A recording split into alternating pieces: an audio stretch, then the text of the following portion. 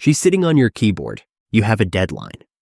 She looks directly at you and presses her entire back end onto the spacebar. You move her. She comes back. You move her again. She sits on your hand, and somewhere between the third and fourth removal, you find yourself genuinely asking, what is happening in that brain? Your cat isn't crazy, but you're going to need some convincing. If you've lived with a cat for more than a week, you've accumulated a list. Things they do that make a big smile appear on your face. Things that are oddly moving. And then things that are, let's be honest, genuinely disgusting and make you want to cry. Most owners chalk it up to that's just cats. But almost everything on that list has a reason. Some of them will make you love your cat more than you already do. Some of them will not. 11 things. 2 categories. Starting with the ones that, once you understand them, will change how you see every quiet moment you've ever shared with your cat. Here are the ones that mean something beautiful. Point 1. The belly. She lies down next to you, rolls onto her back, all 4 paws in the air, completely, utterly exposed, and you reach for it, which is a mistake. But that's a different video. The belly display itself, the choice to lie like that, near you, is one of the most significant things your cat can do. The belly is the most vulnerable area on a cat's body. Every predator instinct they carry tells them to protect it at all times. When your cat rolls onto their back in your presence, their nervous system has made a decision. This person is safe enough that I don't need to be ready. Research on feline sleep behavior confirms that fully exposed positions only appear near individuals a cat has classified as completely trustworthy. They are not showing you their belly. They are showing you their trust. That is the largest compliment a cat knows how to give. And most owners reach for it and wonder why it didn't go well. Point 2. The kneading. You're sitting quietly. Your cat climbs onto your lap, circles once, and begins. That slow, rhythmic pressing. Alternating paws. Completely focused. Slightly painful if their claws are out. This goes back to the very beginning of their life. Newborn kittens need their mother's belly to stimulate milk. It is the first learned behavior. The first association between movement and warmth, between effort and safety. That neurological imprint never disappears. Dr. John Bradshaw at the University of Bristol describes kneading in adult cats as a deep comfort behavior, activated specifically in states of profound security. It doesn't happen on surfaces they feel uncertain about. It doesn't happen with people they merely tolerate. When your cat kneads on you, some part of their brain, older than memory, older than language, has registered that you feel like the safest place they have ever been. You became that without knowing it. Every single time they come back, they're confirming it. Point 3. The paw on your face. You're asleep. And at some point in the night, you become aware of something small and warm resting on your cheek. Your cat's paw, placed there quietly, not asking for anything, not needing, just resting. This one has no clean survival explanation. It isn't territorial. It isn't communicative in any obvious sense. It is contact chosen in the dark while you are asleep and cannot respond, which means it wasn't for you. Your cat reached for you because being near you wasn't enough. They needed to feel that you were there. There is no clearer way to say I need you than to reach for someone who can't even see you doing it. If you've recognized your cat in any of these, you're going to want to stay for block 2. Subscribe now, because what comes next will either make you laugh or make you question your entire relationship. Probably both. Point 4. Sleeping on your worn clothes. You leave a hoodie on the chair. You come back and your cat is on it, not next to it, on it, specifically, as if they measured.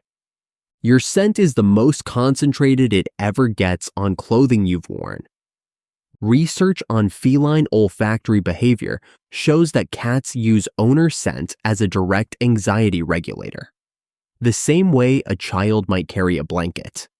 When you're not there, your worn clothes are the closest thing to you that exists in the room.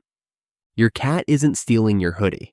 They're doing the only thing available to them when the person they're most attached to isn't where they're supposed to be.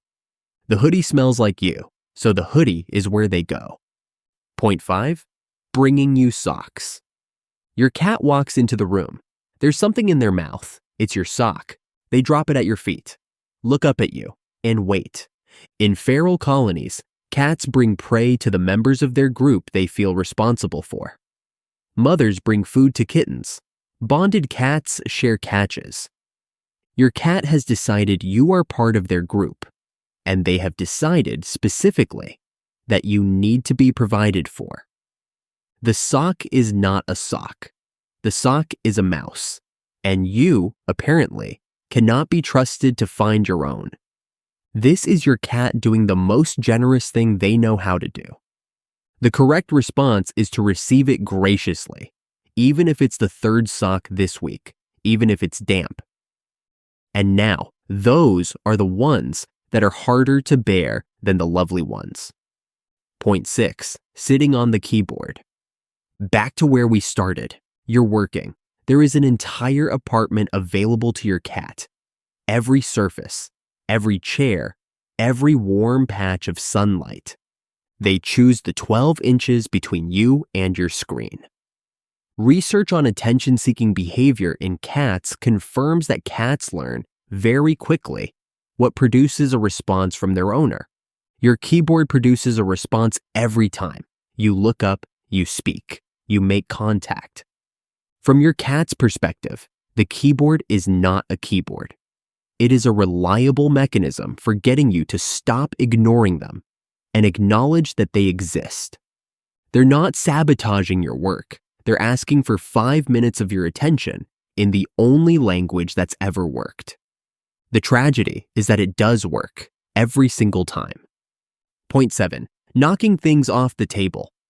Your cat walks to the edge of the table, makes eye contact with you, looks at the object on the edge, looks back at you, and pushes it off. This has been studied. Not extensively enough, some might argue, but studied. Cats interact with objects by batting at them to test whether they're alive, worth chasing, or interesting. The movement that follows, or doesn't, gives them information. When the object falls and you react, loudly, immediately, with your full attention, your cat receives the most interesting response available in the current environment. They are not doing this to annoy you. They are doing this because it works better than almost anything else at making something happen in an otherwise quiet room. You are, in this scenario, the most entertaining toy in the apartment. Point 8. Scratching the sofa. Not the scratch post, not the cardboard thing you bought specifically. The sofa. Your sofa. The expensive one. Scratching serves 3 purposes for a cat: claw maintenance, muscle stretching, and scent marking through glands in the paw pads. The sofa is used. It carries the concentrated scent of the entire household. It is, from a territorial standpoint, the most significant surface in the room. Of course, that's the one they mark. The scratch post smells like a shop. The sofa smells like home. This does not make the sofa less destroyed, but it does mean your cat isn't doing it out of spite. They're doing it because your sofa is the most important piece of furniture in their territory, which is, unfortunately, also yours. Point 9. The timing of the bath.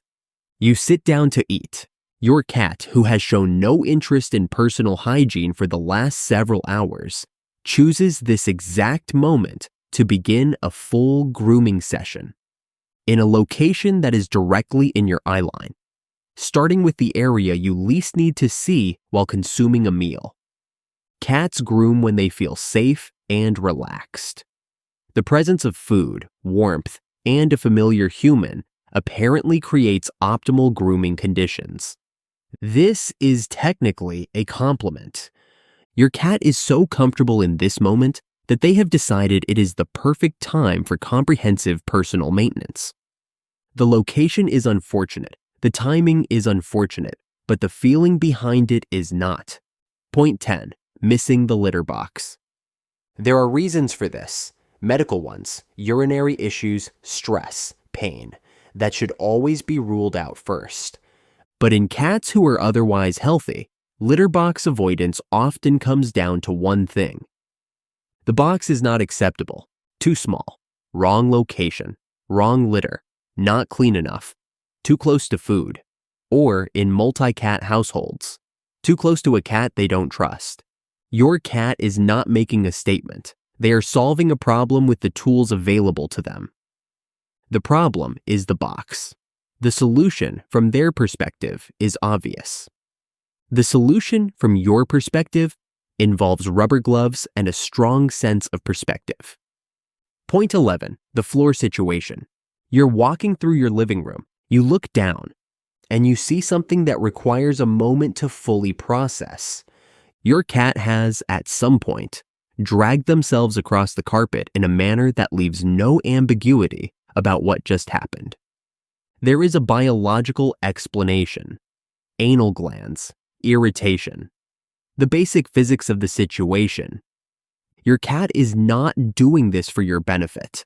They are doing this because something is uncomfortable and the floor is the most available solution. If it happens regularly, it warrants a vet visit. If it happens occasionally, your cat handled a problem efficiently on your floor. They will not be apologizing. 11 things. Some of them moved you. Some of them made you question the choices that led to this point in your life. But here's what all 11 have in common. Every single one of them, the belly display and the kneading and the paw on your face, the keyboard and the sofa and the floor. Every one of them is your cat navigating their world as honestly as they know how. Communicating what they need, expressing what they feel, solving the problems in front of them with the tools they have. They are not subtle. They are not always convenient. But they are, in their way, completely transparent. Which is more than most of us manage. Which one is your cat guilty of? Drop it in the comments. Now you know what they mean, with all of it. The biscuits, the socks, the floor situation. The next video is already there.